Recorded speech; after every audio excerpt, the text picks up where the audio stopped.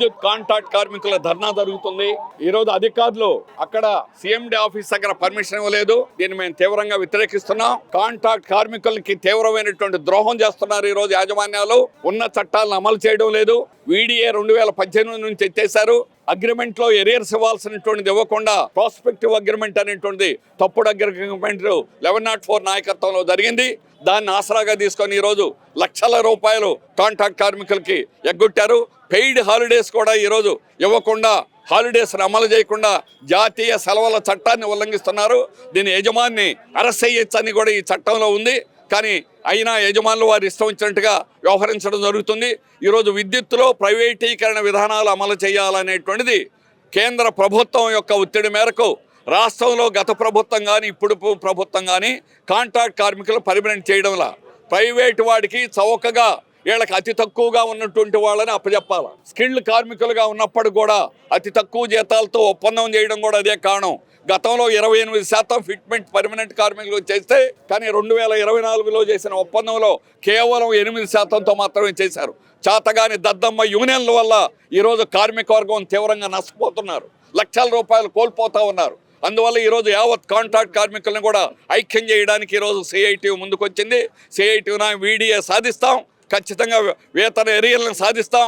Regularisation కూడా మా హక్కు. అది 10 ఏళ్ళు 15 ఏళ్ళు 20 ఏళ్ళ నుంచి కూడా పనిచేసేవాళ్ళు శాశ్వత స్వభావం కలిగినటువంటి పనుల్లో శాశ్వతంగా వాళ్ళని పర్మనెంట్ చేయాలనేటువంటి చట్టం ఉన్నా ధిక్కరిస్తే ఖచ్చితంగా దానికి ఎంత పోరాటానికైనా సిఐటియు నాయకత్వంలో ముందుకెళ్తామని మా పోరాటాన్ని కార్మిక వర్గం కూడా పాల్గొవాలని కోరుతున్నాం. కళ్యాణ్ చక్రవర్తి నా పేరు.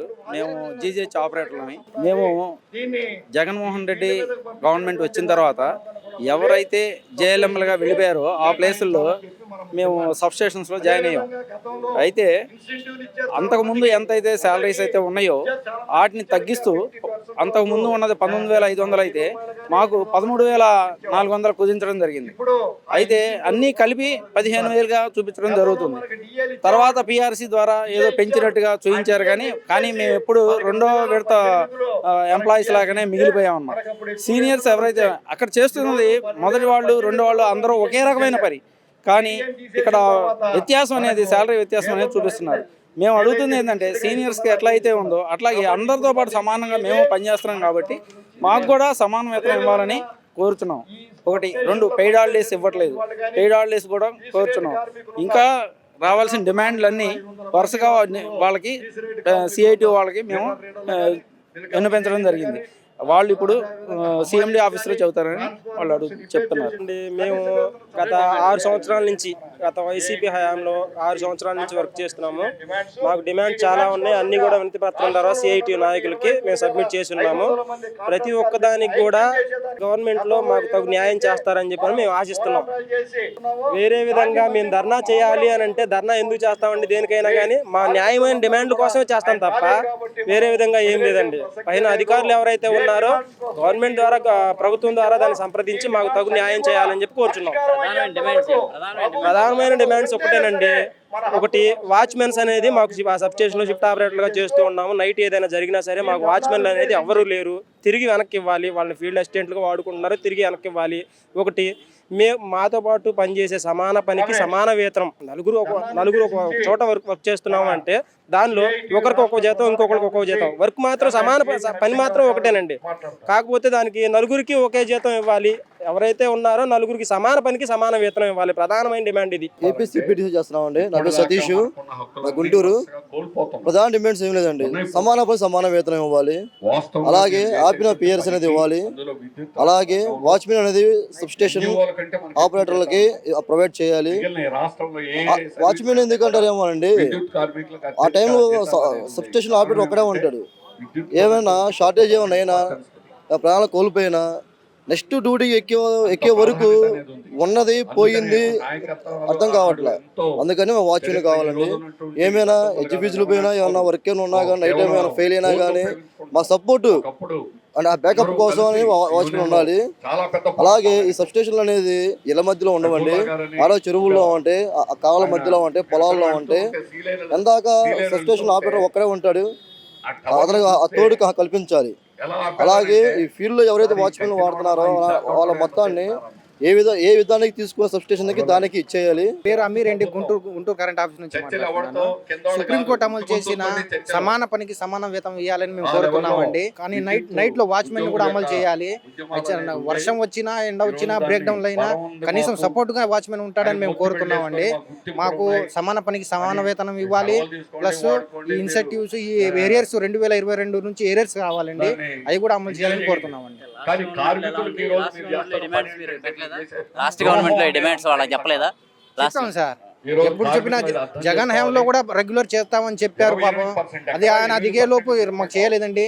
మళ్ళీ ఈ ప్రభుత్వం వచ్చినప్పటి నుంచి మేము రాగానే మిమ్మల్ని రెగ్యులర్ చేయటం జరుగుతుందని చెప్పారు. అందుకనే మనం ధర్నాలు చేస్తున్నాం సార్. చెల్లెడు Rajasekhar, united electricity contract workers union రాష్ట్ర అధ్యక్షుడిని.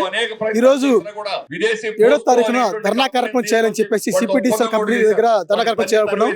కాకపోతే ధర్నాకు అనుమతి ఇవ్వని పక్షంలో మేము ఇప్పుడు అలంకార్ సెంటర్ లో ధర్నా చౌక్ దగ్గర ధర్నా చేయాలనుకుని మాకు యూనియన్ గా నిర్ణయించుకున్నాం.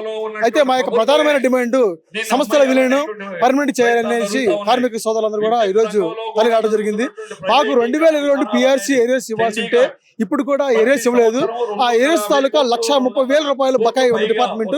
అవి ఇవ్వాలని చెప్పి వెంటనే ఇవ్వాలని చెప్పేసి, అదే విధంగా వాచ్మెన్లని ఫీల్డ్ లో వాడుకుంటారు, వాళ్ళని కూడా సబ్ స్టేషన్లకు పరిమితం చేయాలని చెప్పేసి, అదే విధంగా ఈరోజు షిఫ్ట్ ఆపరేటర్లకి కనీస వేతనం కావాలి, ప్లస్ 10 సంవత్సరాలు నిండిన వాళ్ళకి ఏరియర్స్ ఇవ్వాలని చెప్పేసి మేము అడుగుతున్నాము. ఏరియర్స్ బకాయిలు కూడా ఇవ్వాలని చెప్పేసి ఈ రోజు ప్రభుత్వాన్ని యాజమాన్యం కోరుతున్నాం. పేరు నాగరాజు, గుంటూరు జిల్లా యునైటెడ్ ఎలక్ట్రిసిటీ కాంట్రాక్ట్ వర్కర్స్ జిల్లా ప్రధాన కార్యదర్శి. ఈ రోజు మేము గత వారం రోజుల నుంచి అన్ని సబ్ స్టేషన్లు తిరిగి కార్మికులను మొబైలైజ్ చేశాము. ఈ సిపిడిసిఎల్ ముందు ధర్నా చేద్దామని చెప్పి అనుకుంటే అక్కడ పర్మిషన్ ఇవ్వనందువల్ల మన విజయవాడ ధర్నా చౌక్ వద్ద ధర్నా చేస్తున్నాము. మెయిన్ గా వచ్చేసి demands national and festival holidays, పనిచేసిన జనాలకి ఫెస్టివల్ హాలిడేస్ కి ఇవ్వమని చెప్పి అడుగుతున్నాం. సిపిడిసిఎల్ ఒక్కటే ఇవ్వటం లేదు, అది కూడా 2023 ఒకటే వచ్చింది. 2018 నుంచి 2022 ఇవ్వలేదు, 24 ఇవ్వలేదు. ఎస్పీడీసీఎల్ ఈపీడీసీఎల్ లో ఏ నెలలో పెయిడ్ హాలిడే ఉంటే ఆ నెలలో పెయిడ్ హాలిడే ఇస్తున్నారు. ఈ సిపిడిసిఎల్ ఒక్క కంపెనీయే పెయిడ్ హాలిడేస్ సరిగా నేషనల్ ఫెస్టివల్ హాలిడేస్ అమలు చేయడం లేదు. అలాగనే అన్ని సబ్ స్టేషన్లు ఎక్కడో ఊరికి చివర ఉంటాయి, కానీ నైట్ షిఫ్ట్ ఆపరేటర్లు గతంలో ఉండేవాళ్ళు. ఈ గతంలో పద్మజనార్దన్ రెడ్డి సీఎండీ గారు ఉన్నప్పుడు ఆ నైట్ వాచ్మెన్లు అందరినీ తీసేసి ఫీల్డ్ లో వాడుతున్నారు. వాళ్ళందరినీ తిరిగి మళ్ళీ నైట్ వాచ్మెన్లుగా సబ్ స్టేషన్లకు ఇవ్వాలి. అలాగనే ఇంతకుముందు గతంలో కొత్త షిఫ్ట్ ఆపరేటర్, పాత షిఫ్ట్ ఆపరేటర్ అందరికీ ఒకే వేతనంగా ఇచ్చేవాళ్ళు.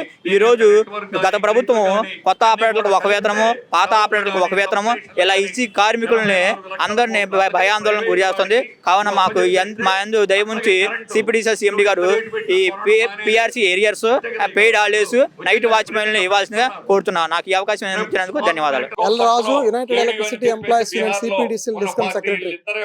ఈ రోజు united electricity contract workers union ఆధ్వర్యంలో ఏపీ సిపిడిసిఎల్, ఏపీ ఎస్పీడీసీఎల్ కార్యాలయాల ముందు విద్యుత్ కాంట్రాక్ట్ కార్మికుల సమస్యలు పరిష్కరించాలని డిమాండ్ చేస్తూ ధర్నా కార్యక్రమాలు జరుగుతున్నాయి.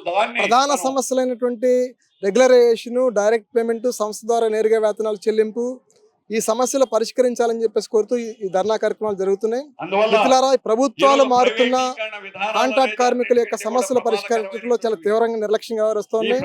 ప్రభుత్వాలు ఇప్పటికైనా స్పందించి ప్రధాన సమస్యలైనటువంటి డైరెక్ట్ పేమెంట్ కి సంబంధించి కావచ్చు, పై స్థాయి అధికారులు ఇచ్చినటువంటి ఉత్తర్వులు కూడా సక్రమంగా అమలు చేసే విధానంలో చాలా నిర్లక్ష్యంగా వ్యవహరిస్తున్నాయి. ఫ్రైడే హాలిడేస్ అమలు చేయాలని చెప్పేసి ఉత్తర్వులు ఉన్నాయి.